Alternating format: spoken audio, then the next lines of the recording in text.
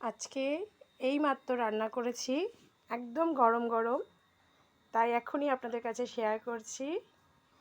এখন কাতলা মাছের ঝোল, আলু আর কচু দিয়ে কাতলা মাছের ঝোল। আর এখানে আছে মাছের তেল দিয়ে বেগুন দিয়ে ভাজা।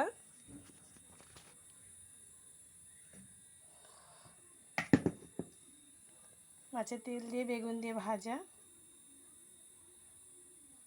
সাথে পেঁয়াজও দিয়েছি, কাঁচা লঙ্কা আছে। আর হয়েছে এই যে টক ডাল হয়েছে তেঁতুল দিয়ে আর টমেটো দিয়ে।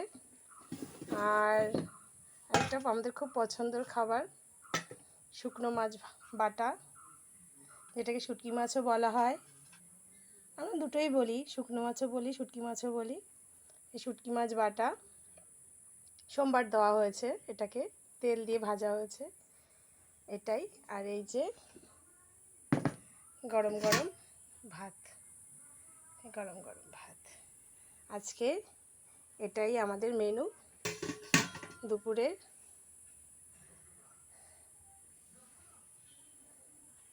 আপনাদের কীরকম লাগলো প্লিজ কমেন্টে জানাবেন।